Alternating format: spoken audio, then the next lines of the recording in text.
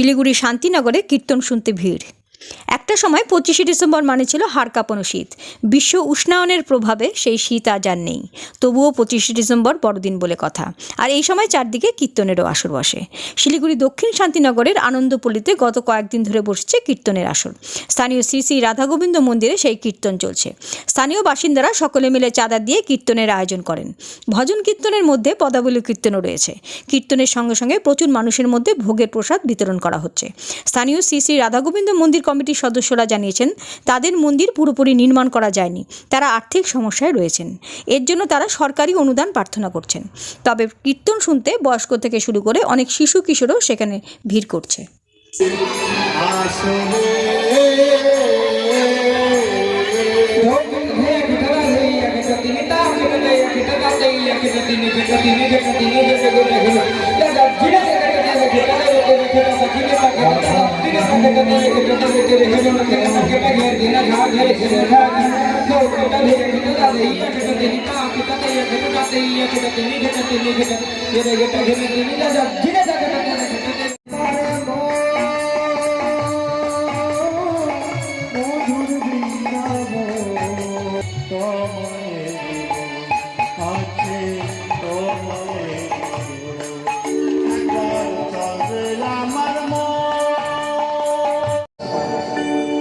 আচ্ছা বাবা, 8 বছরের একটা ছেলে আর 11 বছরের একটা মেয়ে, ওরা যদি নাচ করে রাস করে, দোষের কিছু আছে?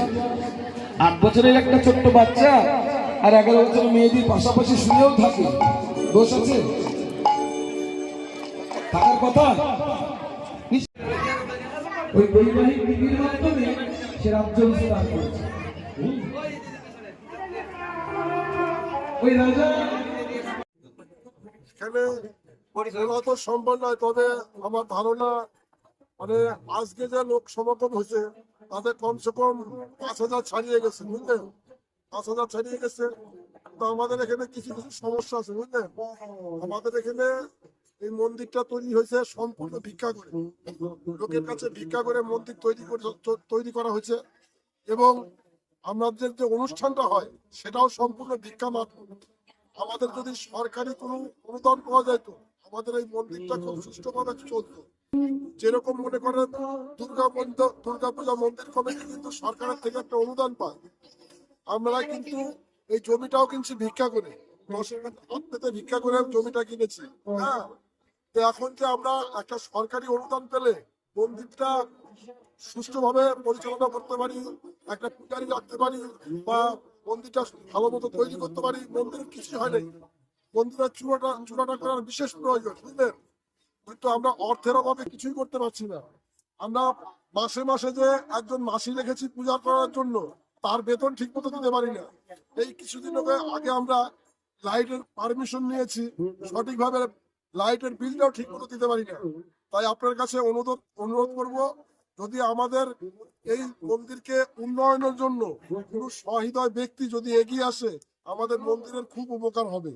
হ্যাঁ, পয়সাভাবে মন্দিরটাকে কমপ্লিট করতে পারতেছি না।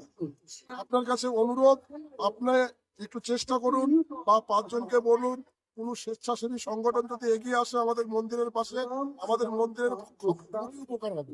আপনার নাম কি দাদা? আমার নাম রঞ্জন বিশ্বাস। কতদিন ধরে আপনি মন্দিরের সাথে জড়িত আছেন? 20 বছর ধরে জড়িত। 20 বছর। ধন্যবাদ।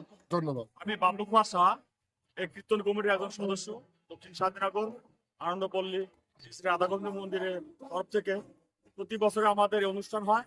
এটা দিয়ে আমাদের 30 বছর হলো আমাদের এই কীর্তন।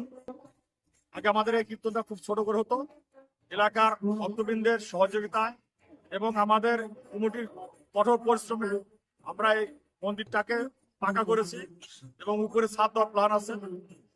আগামী দিনে আপনাদের আশীর্বাদে, এখানকার ভক্তদের আশীর্বাদে আমরা সঠিকভাবে পরিচালনা করতে পারলে আমরা মন্দিরটাকে শেড করব।